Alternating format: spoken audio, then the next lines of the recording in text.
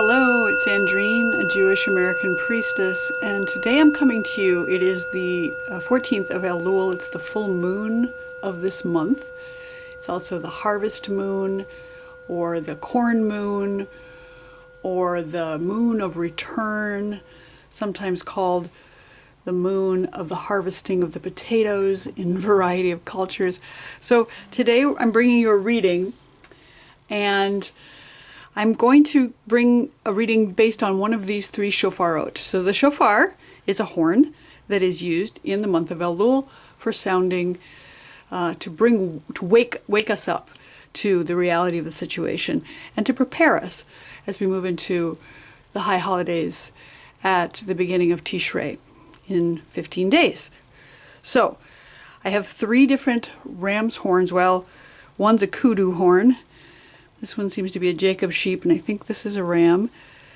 So we have three different horns, and we're going to let you choose which one you want to have a reading about. And then when we get into the reading, we'll pick some cards and some Hebrunes to talk about how are we waking up. What is waking us up, and what do we need to wake up to as we move into this month, through this month of Elul, into the time of preparation for the new year coming at Tishrei. So let me show you the three horns. This one is a light-colored Jacob's sheep, and you can see it's hollowed out and a little bit of an opening at the end. This is where we sound it from. It's this really cool, almost looks like a shell ram's horn, and that will be horn number 1. Horn number 2 is the Kudu horn. This horn comes from Africa, and it's got carvings. I'll see if I can turn it around. Carvings of animals into the body of the horn itself. There's a tree that looks like some kind of big cat, and then I don't know, a lion maybe, and a water buffalo, and then a rhinoceros, and an elephant, and another tree, several trees along the way. So this very long, very beautiful Kudu horn from the greater southern Kudu. This is a kosher animal that can be used for making of shofarot. And then we have this ram's horn, which is a traditional ram's horn from, I want to say the 60s is when it was fashioned, or at least when it was gifted to the person who owns it. This is the one I traditionally play for high holidays. So choose one of these three horns, number 1, number 2, or number 3, and we'll do a reading about what is waking you up and what are you waking up to at this time of year. I'll put the timestamps down below, and I will see you in your separate readings.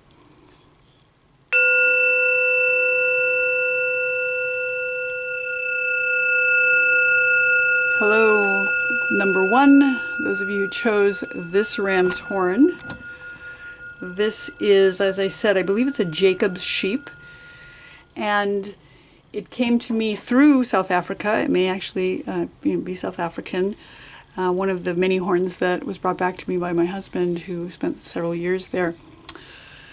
So we're going to do a reading with this horn. I love that it kind of looks like I said, a seashell or the moon itself. Of course, we're in the fullness of the moon. This is more like a crescent moon. And this horn has got a very special sound to it. It's a little bit sharp on the mouthpiece, and I will play it at the end of the reading here. So let's start out with choosing some cards to read with today. I'm going to grab my bowl of cards. So here's my bowl of decks, and we're going to shuffle these up and see which... Oh, there goes one flying onto the floor. Let's see which one it is. And we have the Waite Smith deck, so we'll just grab that, and I'll be right back. Okay, we have our traditional Waite Smith deck. I'm going to set our horn up at the top. We're going to start out with 3 cards, just to get a general energy about what is waking up for you, what is it you're waking up to, and how are you waking up?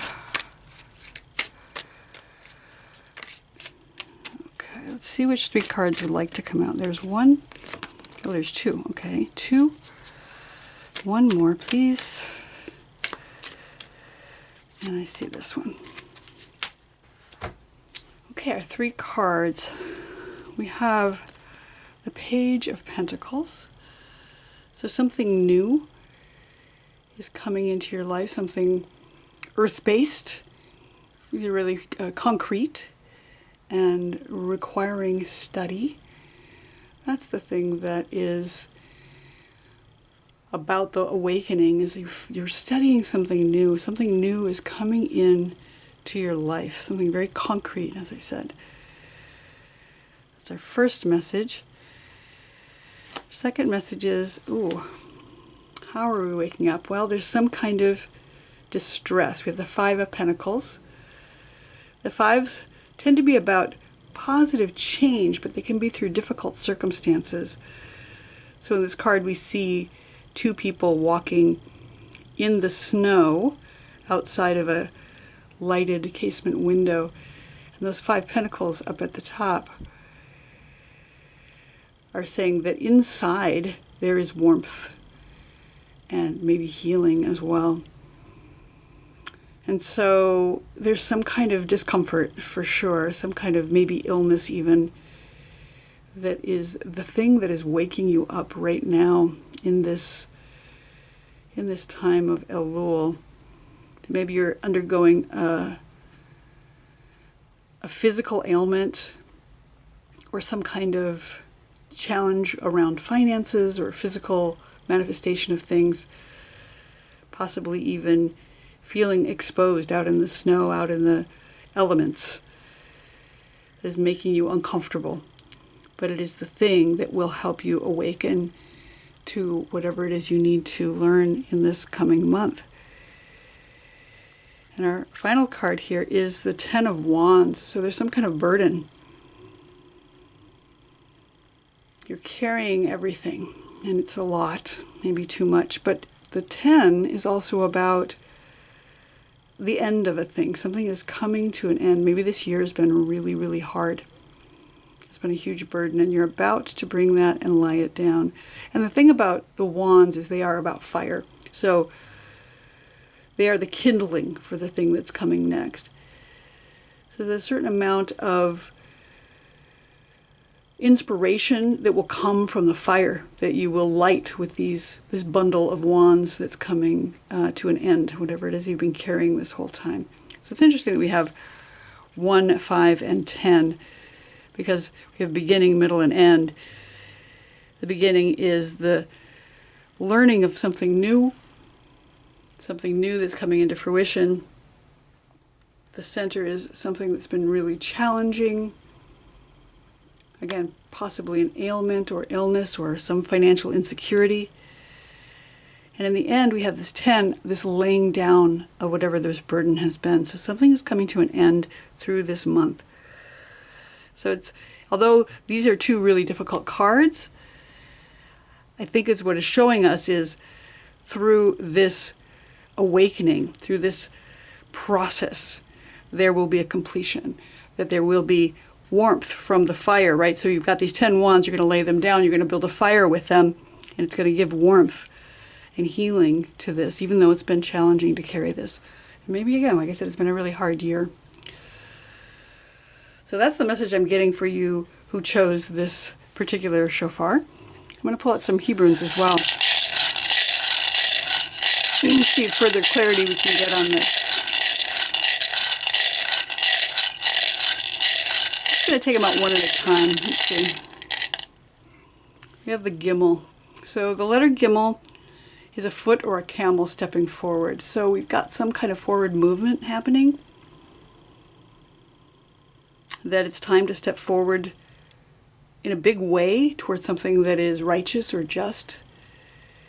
The Gimel is the letter that rules over the planet Jupiter in the sky. Jupiter being tzedek, meaning justice. So some big transformation is happening, and you are stepping forward toward it. I love that also the Gimel maybe looks like a little bit like a Nun, which is about humility. And we also have the tiny foot on the back, that heel, that's sort of like a small yud. In the same way that tzadi has that bent over nun and a yud at its back, the gimel also is a nun with a yud coming off the back of it. So we have this humility with the divine propping us up and kind of ushering us forward. It's a stepping forth. And that's what's propelling us forward in this time of the shofar. Let's pull out two more letters, see what else we have.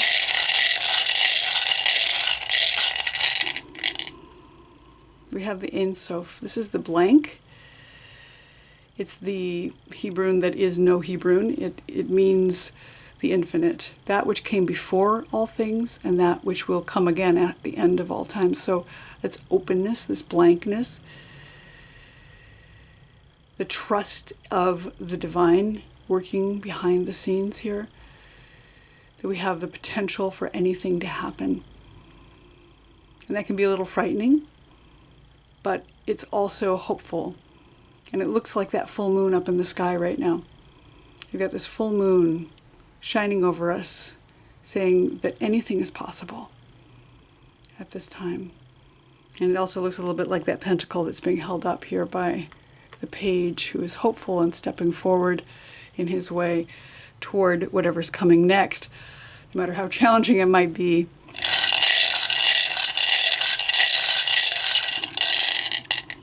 And our third letter is the letter Lamed. And Lamed is about planting oneself in the earth and reaching up with hope for the divine. And it's also about discernment, because it is the representative of the intestines in the body. So what do you take in? What do you learn here? You've got the learning with that Page of Pentacles. What are you learning and what are you finding nourishing and nutritious as you step forward? What is it that you're learning about your situation that is uncomfortable? How can we use these uncomfortable situations in order to find hope, in order to listen and discern with our heart? Lamed is the first letter of the word lev, meaning heart-mind. So we use our heart-mind to discern what it is that we should take in and what we can leave behind. You know, it's interesting, we've got the Five of Pentacles here, and you can see that this character is on two crutches, which remind me of these wands. So these burdens that are both supporting us and weighing us down, in the same way that the Lamed plants itself in the ground and reaches up toward the heavens. Let's take one more. Let's just take one more and see if we can get another final message.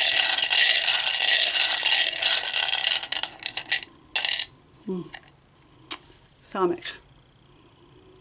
The letter Samekh is about surrounding oneself with love and protection. It's the letter that means to support or to surround. And again, it also looks like the full moon up in the sky. It's about cycles and seasons, so things transform. Nothing stays the same forever. Know that transformation is coming, even when it seems challenging. And it was in the Paleo or Proto-Hebrew a thorn. And you can see a little thorn in the upper corner there. So we have this thorn, again, that is the Yud, which is the first letter of the divine name, spurring us forward, the same way that it does with the Gimel. Some kind of thorniness or agitation that is pushing us forward, even if it's uncomfortable. It's like that's the divine thorn that is making us a little uncomfortable so that we know that we can't sit in complacency. Know that the wheel is turning, the moon is cycling, and that we are supported regardless of how burdened we feel or how uncomfortable we might feel. We have this permeable membrane that knows what to let in and what to keep out, that we have that discernment with the Lamed about what to absorb and what to release. So Samekh is here reminding us that we are supported and surrounded and protected in all these things. Again, even if it's feeling uncomfortable. So, lovely reading. For those of you who chose the Jacob sheep horn, that we are studying right now, we're learning what we can from this cycle, this time, that we're maybe sitting in a place of uncomfortable physicality right now. But we will learn through that. We'll step forward and be surrounded. And when we come to the end, which is that 10, that final completion, we can use those wands that have been a burden for us to light the fire, to bring health and healing to ourselves, and find our way into the next iteration, whatever it might be, come the new year. So I'm going to sound the shofar now for you who chose this. Let me see if I can do it on camera. I'll come lean forward.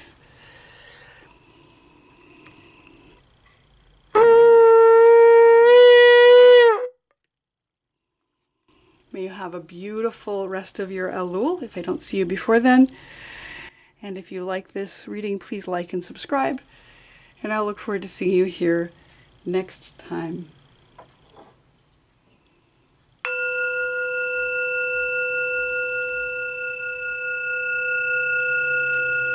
Welcome, number 2, those of you who chose the Greater Northern Kudu or the Greater Southern Kudu. Anyway, it's a Kudu, and this is your reading. I love the Kudu horn because it's so long and twisty and beautiful, and this one has got gorgeous color in it, these different stripes, and of course the carvings, which are all hand done by the person who crafted this horn. And we're going to do a reading today with some cards and some Hebrunes, and so we're going to start out by, make sure this doesn't roll away, we're going to start out by pulling a deck from our bowl of decks, and then we'll pull some cards, and then we'll do some Hebrunes as well. Let's see which deck wants to come out today. We have this one, and it is the Golden Botticelli Tarot. Let me go grab that. I'll be right back. Okay, we have the Golden Botticelli. Let me toss that back in the bowl. We'll shuffle it up and pull out some cards. We already have them coming leaping out. There's one. We're going to do 3. And this is about what is waking you up, what are you waking up to, and what are we going to get from this awakening. There's the second card. Let's do one more. And number 3. Okay, let's see what our cards say today. So we have the 5 of Wands. And in this particular card, we have a character who is sitting at a table, and you can see the 5 Wands behind him. And on his table, I see some spilled fruit and some bowls. He looks kind of unhappy. Generally, the 5 of Wands is, in the traditional Waite Smith Tarot, it is fighting. There's some kind of infighting that is going on. And sometimes it can be a game or a playing of some kind. But in this particular card, what I'm seeing here is this person sort of distressed. It looks like there's been a meal, perhaps even a food fight. There's been some kind of problem that has come here, and he looks a little bit unhappy. You can see his face. So those 5 Wands are proving a challenge for him. 5s in tarot tend to be about positive change, but a lot of times that comes through a difficult time.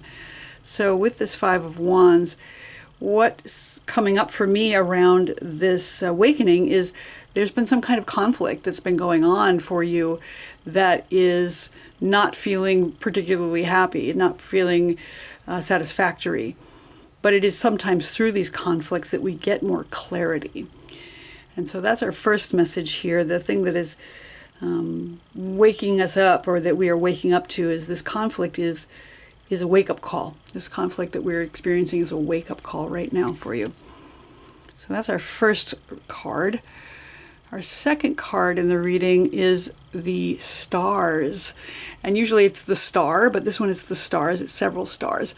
And I love this. This is a Botticelli painting of the 3 Graces who are dancing here in the woodland. And you can see all these stars up in the sky, and even some that appear to have fallen to earth.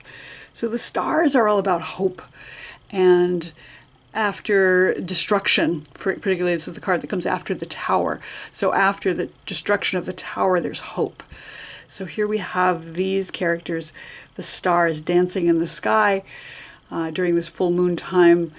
There's going to be some, I know there's going to be some meteorites coming in the next few months as well. So maybe it's time to get outside and look at the stars and remember that there's hope that comes after the conflict, whatever it might be. That's an awakening as well. It's looking up at the stars and realizing our place in it, realizing that we are small here on the earth and that these petty conflicts are not nearly as meaningful as we tend to give them meaning for.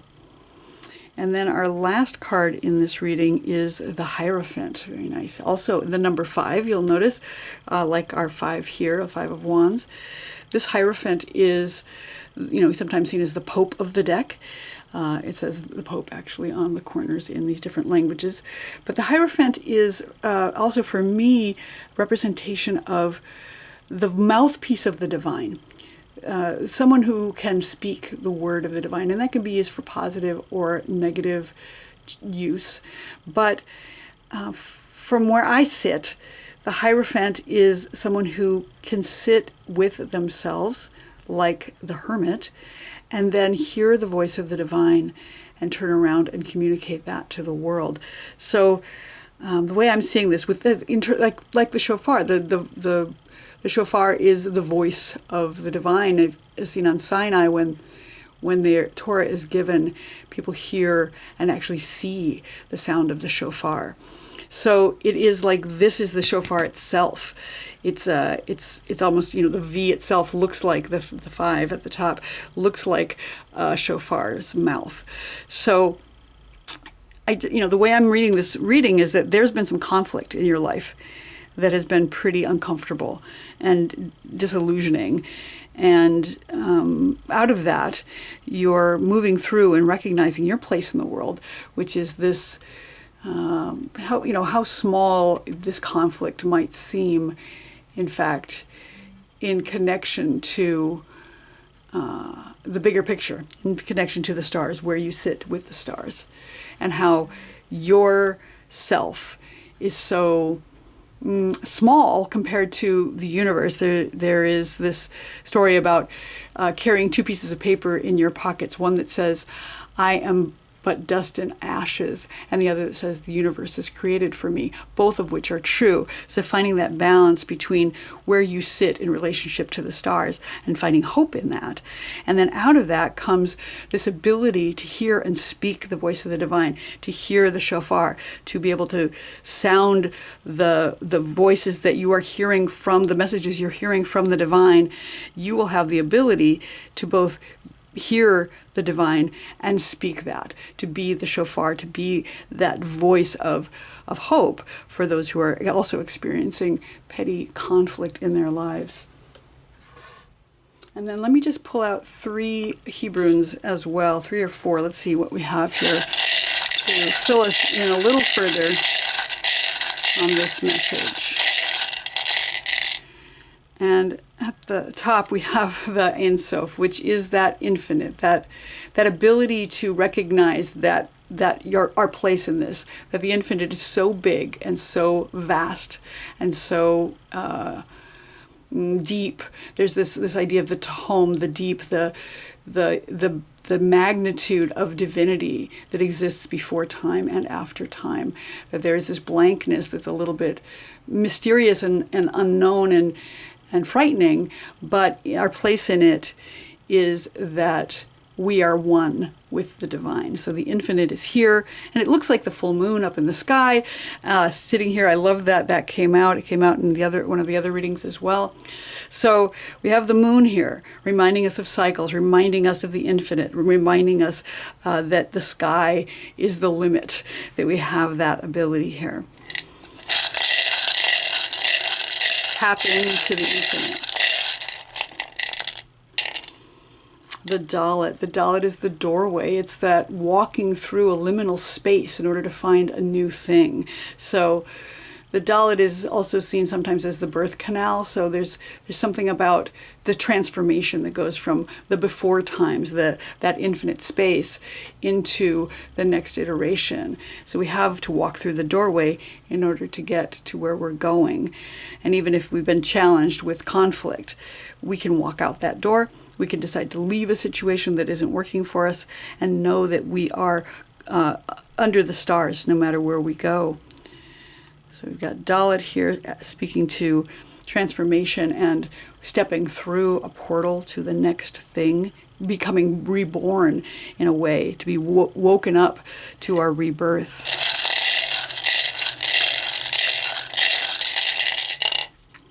And then we have the Reish, which is a head. It's like Rosh Hashanah, the beginning of a new thing. So a new beginning is coming.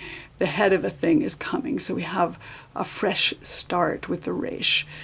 I just love that because, again, we've come through this difficult time, and you'll notice that the Reish and the Dalit look similar, that they both have that curve to them, but they are different. One is the doorway, but one is the beginning. So they're similar in meaning too, if you look at it that way. And the Reish is also the head of a thing. So like the Pope being the head of the church, or the Hierophant being the head, that voice that can speak forth. So a new beginning, but also the top dog, or the head of a thing. You can become the one who's in charge of your own life here through this time. One more. And we have the Aleph. Again, new beginning. Aleph is the number 1. So we have the 0 at the top, and we have the 1 here. And the 1 is this balance between above and below, between heaven and earth. The ability to take in what the divine has to offer and speak with, like, the voice of the Hierophant, what the divine is speaking to us, and bringing it down to earth, to bring it to a manifest place.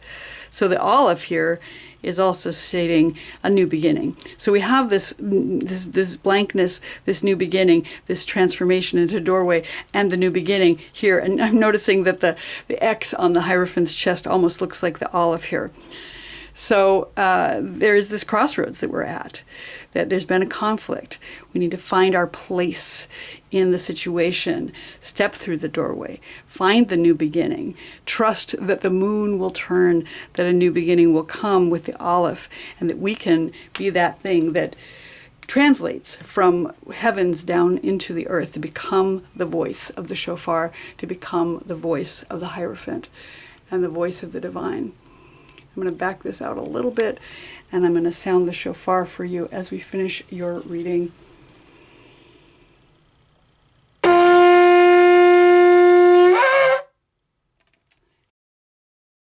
I will see you shortly at the next reading. If you like this, please do like and subscribe, and I'll look forward to seeing you here next time.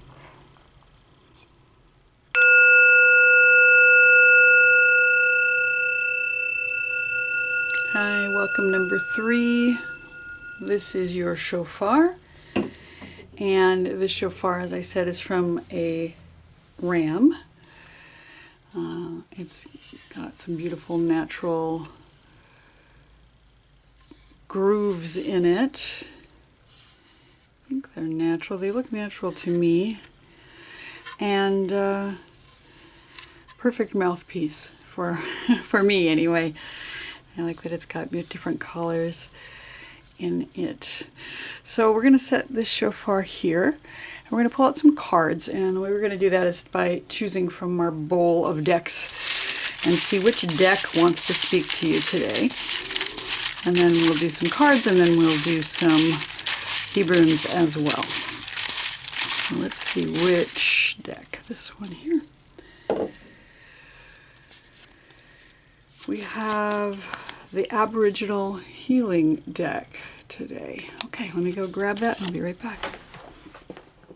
Okay, here's our deck. It's got a variety of different types of cards, all based on Aboriginal Australian healing traditions. So let's shuffle these up and see which cards want to come out. My ancestor candle is going crazy here, so we'll keep an eye on that. I think it's coming to the end of its time. So interesting, because a lot of these do speak to the ancestors, and of course we're in this time of year where we are returning to our ancestral ways and coming back to the beginning of the year and the beginning of ourselves. So let's see which 3 cards would like to come out today. Our ancestors speaking to us through the flame and through the cards. There's number 1.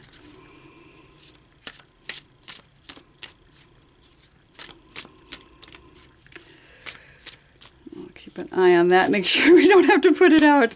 There's number 2. Woof. It's really flaming up over there.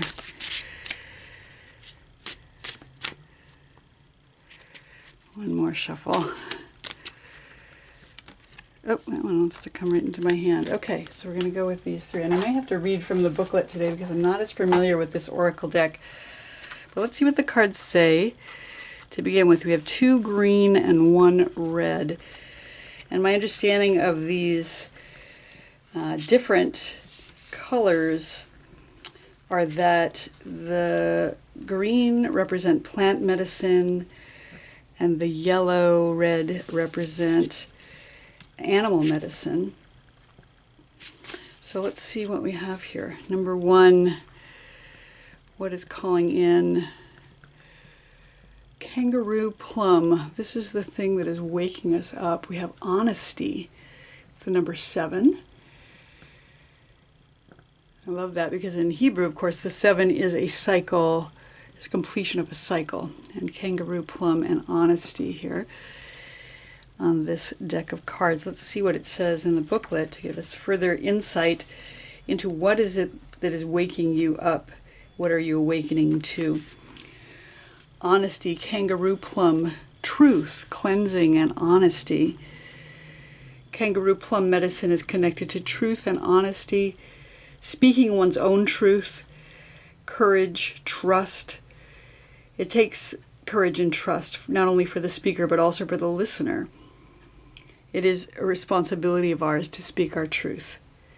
And hiding behind the words, I have a right to speak my truth, does not mean that you have the right to hurt others. Honesty can sometimes hurt or heal.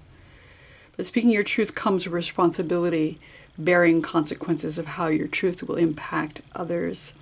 So, being a seeker of truth, you might have been surprised at the honesty afforded to you, so much so that you did not believe the truth when it was given to you. So one of the things that's waking us up right now is the speaking of truth from ourselves, but also the hearing of truth from others. And there's my chime saying, yes, that is true. So we're talking about hearing people's truths, meaning when they tell you who they are, you should believe them. And that isn't always a pleasant thing. But it is important to believe those who are speaking to you in their honesty, and for you to speak honestly as well with them. That's one of the wake-up calls here. Card number 2 is the wild fennel with calmness, and the number 12. The wild fennel, calmness. Fennel is about calming, relieving, and gentleness. It's a medicine for gentle calming, finding a happy medium between doing nothing and responding in a forceful manner. So balance. Often doing nothing at all and leaving it to the ancestors to manage it may seem like the easiest option, but are you using this as an excuse to avoid the situation? Managing situations with calm and gentle planned approach provides us with the best outcome. So if your situation is requiring a slow and measured intervention to ensure a positive outcome, don't let confusion of the situation cause you to do nothing at all. So doing nothing can cause your situation to deteriorate beyond your control. So being calm, but not being so passive that you do nothing at all. So there is this balance here, and that is another one of our messages that we are waking up to, that is important in terms of the wild fennel, to remain calm but press forward. Those two plant medicines together of honesty and calm movement, without, relying on the ancestors, without using as an excuse to do nothing at all, is one of the two messages here so far from this wake-up call for you this month. And our third card is Echidna, protection, and it's the number 15 in this deck. Echidna, really interesting little animal. Let's see what he has to offer. The echidna is about steady focus and protection. They waddle slowly but determinedly to get to their destination. They are never distracted or straying from their purpose. If an obstacle appears, it simply improvises, changes direction, or goes around it, never losing sight of the purpose of the journey. The echidna's ability to carry on regardless of what is happening around them demonstrates their skills in keeping focus to attain the goal and completing the task. They know the danger is always present, and even with the protection of the quills, his underbelly is soft and not protected by the bristly exterior. So if he experiences threats along the way, he will dig himself into the ground to protect his belly and wait for danger to pass. So things may be moving slowly for you. You might have a worry or a sense of fear in the pit of your belly. You developed a healthy respect for your intuition, and right now your senses are tingling and you need to take note of it. Your usual response might be to make a quick decision and move on. However, in this instance, moving too quickly and making a rash decision will not alleviate your fear. Perhaps you should consider digging in and waiting for the situation to pass. So, really interesting choice of cards today. For those of you who chose this shofar, what is waking us up? Honesty, both from ourselves and also believing those around us as they reveal themselves to us. Calmness, being able to move forward with steady calmness, and this protection piece where we need to have the intuition of knowing when it is important to stop and just protect ourselves. All of these really important things for waking up as we move forward this month. And they all have a really gentle energy to them, which I love. And they're all about self-preservation on some level. So that seems to be a really big message coming at you this month. So let's pull out some Hebrunes as well to get a little further clarity.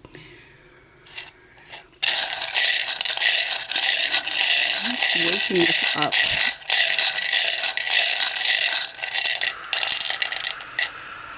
So we have the letter Pe, and Pe is the letter that represents the mouth of the divine. It is a spiral, and it spirals infinitely in and infinitely out. It's a number 80 in Gematria, so it has this infinity loop times 10 energy to it. So there's something here about the mouth of the divine, the speaking of honesty, that truthfulness and the honesty that you're both speaking out of your mouth, but hearing from the mouth of the divine and from others, knowing that the truth of a thing is infinitely true, that nothing can change the infinite truth. So really being open to that spiral and that infinity concept of what truth is at its very core. Speaking from the place of listening to the divine and listening to the divine's voice for that truth and honesty. So that's the first Hebrune.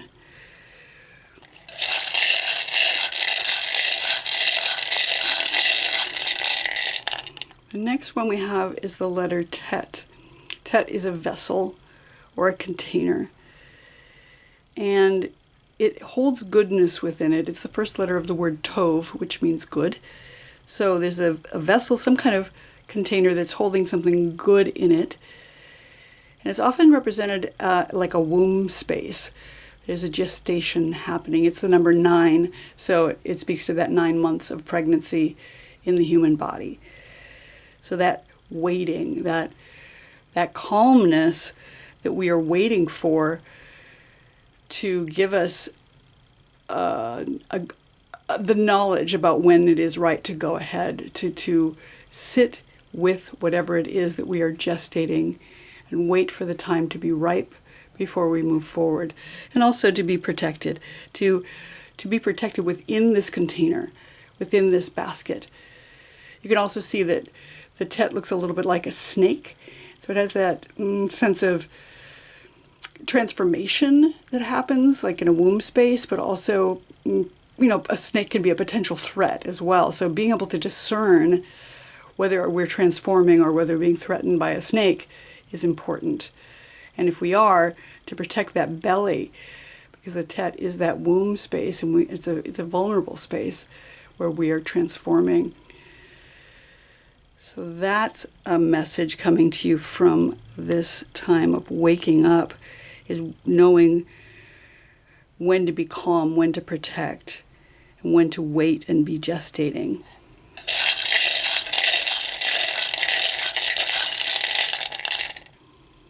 And we have the letter Yud. Yud is a seed.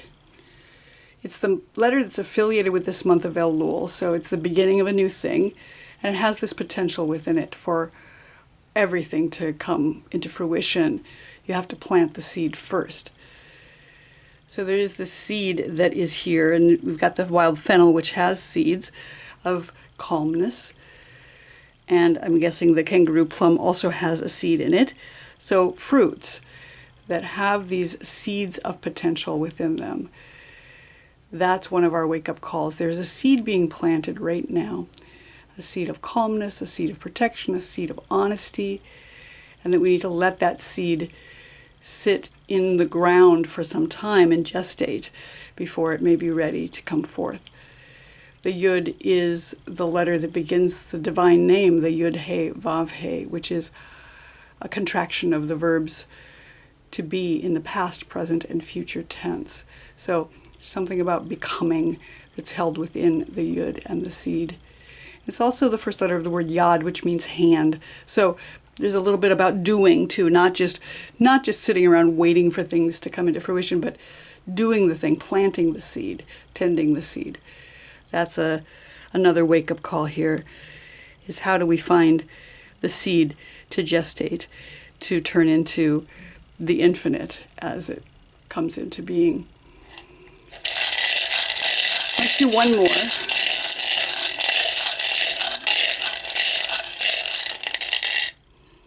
And we have the letter Tzadi. Tzadi is about justice. It's the first letter of the word tzadik and tzedek, justice and righteous one. And you can see that the Tzadi is made up of the Yud and the upper right corner, and the Nun, that is a bent over Nun. And the Nun is a letter that represents humility. So we have humility with divinity and that seed at its back. And that moving toward justice requires humility, and it requires the divine spark also to propel it forward.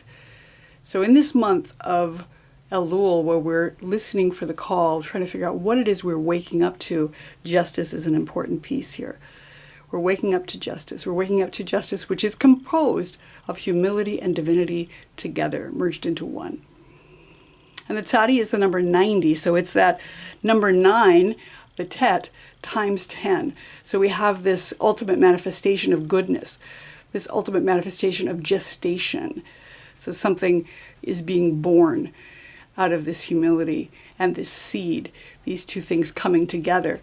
The Yud is 10, the Tet is 9, and here we have this multiple, 90 together. So the Yud and the Tet coming together into this place of humility and waiting and gestation and it births forth justice. And when it does birth forth justice, we need to keep in mind what is true.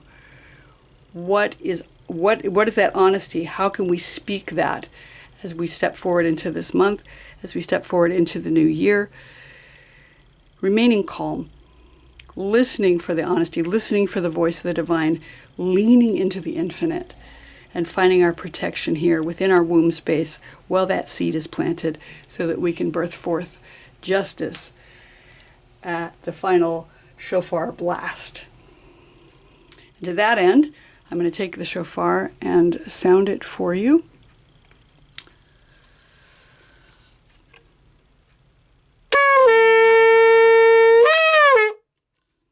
And I wish you a very happy Elul.